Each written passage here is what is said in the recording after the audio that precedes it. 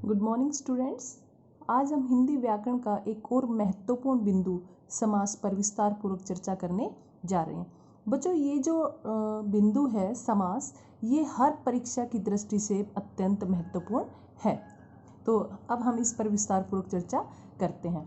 तो बच्चों, मैंने आपको बताया था कि शब्द संरचना जो है उसकी 4 महत्वपूर्ण इकाइयाँ हैं, जिनमें से उपसर्ग, प्रत्यय और संधि, ये 3 हम पहले ही कर चुके हैं। आज जो चौथी इकाई है समास, उस पर हम चर्चा करने जा रहे हैं। सबसे पहले हम बात करते हैं समास की परिभाषा की। 2 या 2 से अधिक शब्दों से मिलकर बने हुए नए सार्थक, परिभाषा में ये शब्द आना अनिवार्य है, ये पद, बने हुए नए सार्थक शब्द को क्या कहते हैं? समास। और समस्त पद किसे कहते हैं? काफी बच्चों से पूछा जाता है समस्त पद, तो वो कंफ्यूज हो जाते हैं। तो बेटा, समास के नियमों से बना हुआ जो शब्द होता है उसे ही हम क्या कहते हैं? समस्त पद कहते हैं। अब हम बात करते हैं जो आज का हमारा बिंदु है समास की। किसकी? समास की। तो समास जो है, इसका शाब्दिक अर्थ होता है संक्षिप्त करना। क्या होता है? संक्षिप्त करना, यानी कि छोटा करना। ठीक है। तो और इसका जो विलोम है समास का, अगर हम विलोम की बात करें तो लगभग हम क्या सुनते हैं, इसका क्या होता है? विग्रह।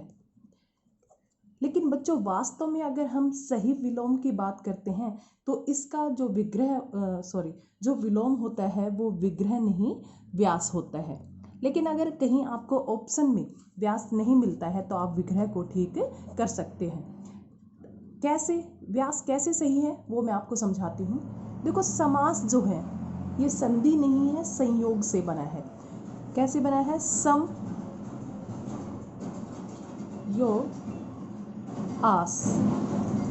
सम का होता है समीप, सम का समीप, और आस का होता है बैठना, यानी कि जो समीप बैठा हुआ है। इसी प्रकार से अगर हम व्यास का अगर हम वो करते हैं तो वो बना है वी योग आस, और वी का होता है दूर और आस का मतलब होता है बैठना। ये यण संधि का उदाहरण है।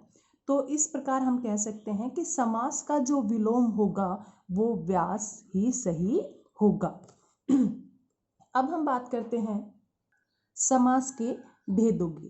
तो हम जब समास के भेद पढ़ते हैं तो ज़्यादातर हम यही सुनते हैं कि समास के 6 भेद होते हैं, और एग्जाम में चाहे कुछ भी पूछ लिया जाए और सीधा हम 6 को ही टिक कर देते हैं। 6 भी होते हैं, ये भी सही है, लेकिन 4 भी होते हैं। समास के भेद 4 भी होते हैं, 5 भी होते हैं और 6 भी होते हैं। तो हमें एक परीक्षा में ये देखना चाहिए कि हमसे किस आधार पर पूछा गया है। अगर हमसे पूछा जाता है कि पदों की प्रधानता के आधार पर समास के कितने भेद है, तो वहां हम 4 को टिक करेंगे। लेकिन अगर हमसे पूछा कि मूल रूप से कितने हैं, तो हम कितने करेंगे? 5। और अगर हमसे पूछा जाता है कारक तत्वों के आधार पर समास के कितने भेद हैं, तो वहां हम 6 को टिक करेंगे। ज्यादातर वैसे 6 का ही ऑप्शन आता। अगर कोई भी ऑप्शन नहीं है, 6 ही है, तो आप इसी को ही टिक करेंगे। तो पदों की प्रधानता पर के आधार पर कैसे? अभी पदों की प्रधानता क्या होती है? देखो बच्चों, समास जो है उसमें 2 पद होते हैं। कितने पद होते हैं? 2 पद।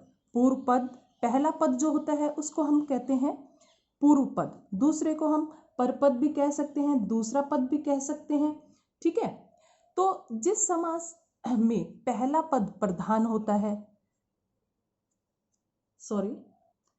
किसी समास में पहला पद प्रधान होता है, किसी समास में दूसरा पद प्रधान होता है, किसी समास में दोनों ही पद प्रधान होते हैं, और किसी समास में कोई भी पद प्रधान नहीं होता। इस प्रकार पदों की प्रधानता के आधार पर जो हमारे समास है उनको हमने 4 भागों में बांटा है। यानी कि कुछ समास पूर्व पद प्रधान, किसी में उत्तर पद प्रधान, किसी में जो है दोनों ही पद प्रधान होते हैं और किसी में कोई भी पद प्रधान नहीं होता। इस आधार पर हमारे जो समास है वो उनको कितने भागों में बांटा गया है? 4 भागों में बांटा गया है। तो इसमें जो अव्ययी भाव समास है इसमें पहला पद प्रधान होता है। अव्ययी भाव में प्रथम पद प्रधान होता है। तत्पुरुष समास में और उसकी जो ये भेद हैं इनमें दूसरा पद प्रधान होता है। द्वंद्व समास में दोनों ही पद प्रधान होते हैं और बहुव्रीहि समास में कोई भी पद प्रधान नहीं होता। तो ये तो थे हमारे पदों की प्रधानता के आधार पर समास के भेद। कुल समास जो है इसके ऊपर संस्कृत में ज़्यादा विस्तृत जो है चर्चा की गई है। और फिर बात करते हैं हम 6 भेद। तो इस पर हम जब तत्पुरुष समास के बारे में पढ़ेंगे तो इसके जो 6 भेद हैं उन पर हम विस्तार पूर्वक चर्चा करेंगे। तो अब हम बात करते हैं सबसे जो हमारा पहला समास है अव्ययी भाव समास, उसके बारे में। तो अव्ययी भाव समास, इस समास में पहला पद जो होता है वो प्रधान होता है। पहला पद क्या होता है? प्रधान होता है और उसमें दूसरा पद जो है वो संज्ञा होता है। पहला पद जो है अव्यय होता है, उपसर्ग होता है। इसके कुछ उदाहरण करते हैं, जैसे कि हमने क्या,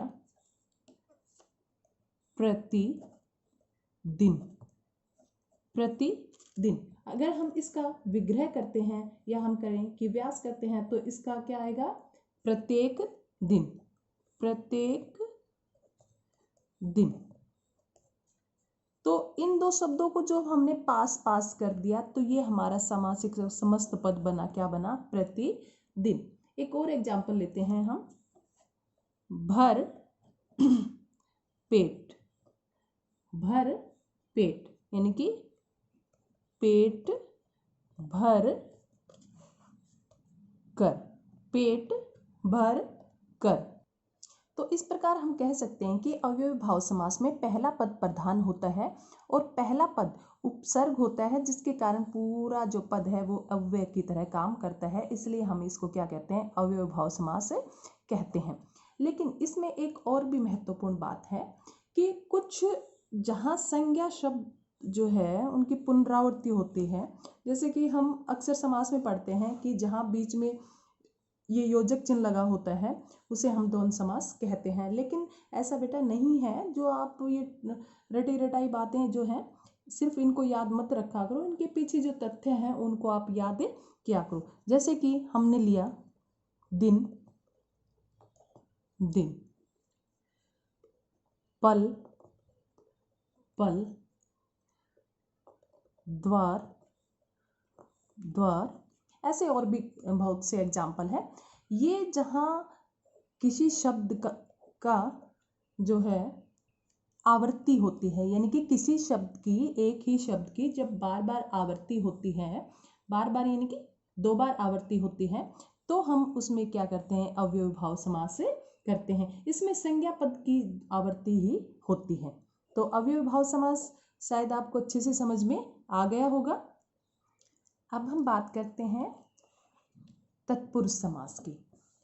बेटा जब हमने इस बिंदु को शुरू किया उस समय मैंने आपको ये कहा था कि कारक तत्वों की प्रधानता के आधार पर, यानी कि कारक तत्वों के आधार पर हमारे जो समास है उसके कितने भेद हैं?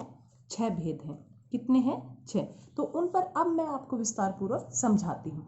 बेटा कारक हमारे जो हैं वो कितने होते हैं? 8 होते हैं। लेकिन पहला कर्ता कारक और संबोधन, उसको हम तत्पुरुष समास में नहीं लेते हैं और बीच के जो ये 6 कारक हैं उनको हम लेते हैं। तो तत्पुरुष समास जो है इसमें दूसरा पद प्रधान होता है। जैसे हमने अभी क्या था कि पदों की प्रधानता के आधार पर, जिसमें हमने अव्ययी भाव समास में पढ़ा कि पहला पद प्रधान होता है और तत्पुरुष समास जो है इसमें दूसरा पद प्रधान होता है।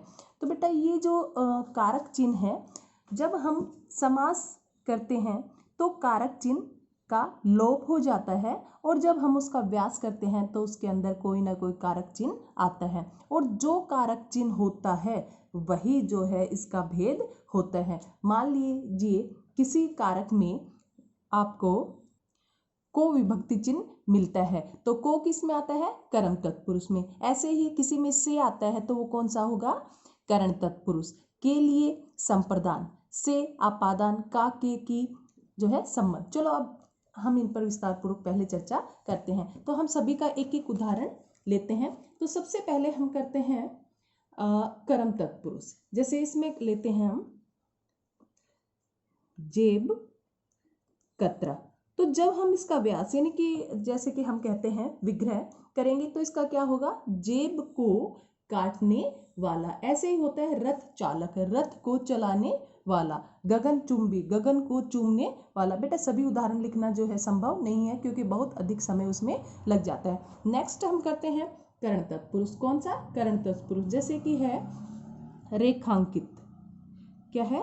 रेखांकित। आपके एग्जाम्स में भी आता है ना कि रेखांकित पद का परिचय दीजिए या कौन सा सही है, इस प्रकार। तो रेखांकित वो होता है जिसके नीचे रेखा खींची होती है। जैसे यहाँ ये है तो इसके नीचे मैं यहाँ अंडरलाइन कर दूँ तो ये क्या हो जाएगा? रेखांकित। तो रेखांकित का जब हम व्यास करते हैं तो ये होगा रेखा से अंकित, रेखा से अंकित।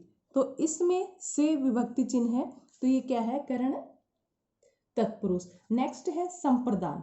ठीक है, संप्रदान में जैसे कि हम लेते हैं स्नान घर, स्नान घर। तो इसमें का विग्रह क्या होगा? स्नान के लिए घर। नेक्स्ट है हम लेते हैं अपादान। अपादान में क्या होता है? से। जैसे कि हम एग्जाम्पल लेते हैं पथ भ्रष्ट। क्या लेते हैं?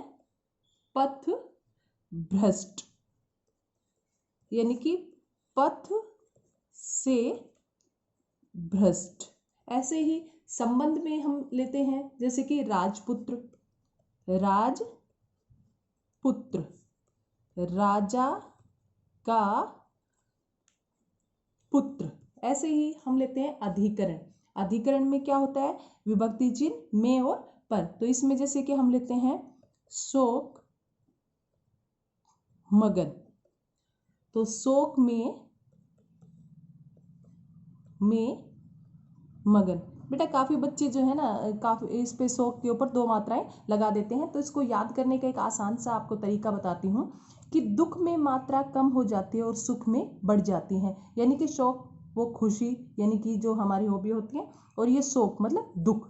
ठीक है, तो एक बार हम फटाफट इसका क्विक रिवीजन लेते हैं कि तत्पुरुष समास में 6 भेद होते हैं। सबसे पहला कर्म तत्पुरुष, और कर्म का जो विभक्ति चिन्ह होता है वो क्या होता है? को। तो जेब कतरा, जेब को काटने वाला। करण तत्पुरुष में से विभक्ति चिन्ह होता है, करण कारक में से विभक्ति चिन्ह होते हैं। तो रेखांकित, रेखा से अंकित। संप्रदान में क्या होता है? के लिए, स्नान घर, स्नान के लिए घर।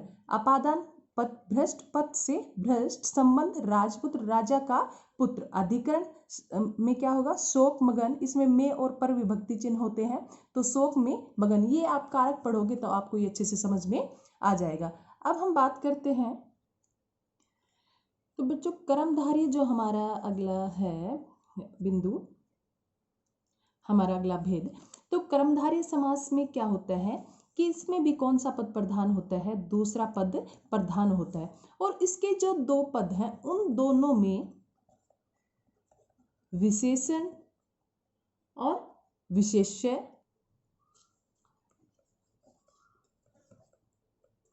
या फिर उपमेय और उपमान का संबंध होता है। इसमें जो दो पद होते हैं उनमें विशेषण विशेष्य का संबंध होता है या फिर उपमेय और उपमान का संबंध होता है। बेटा विशेषण के बारे में तो सभी को पता ही होगा कि भाई जिस शब्द की विशेषता बताई जाती है। जैसे कि ये पेन है, इसका रंग कैसा है? ये लाल रंग का है। तो ये पेन जो है वो तो है विशेष्य, और इसका जो रंग है लाल वो है विशेषण। यानी कि ये विशेष्य जो है वो क्या होता है? एक संज्ञा शब्द होता है और ये उसकी क्वालिटी, उसकी विशेषता बताता है। फिर है उपमेय और उपमान। इसमें समानता की जाती है। अब उपमेय क्या होता है और उपमान क्या होता है?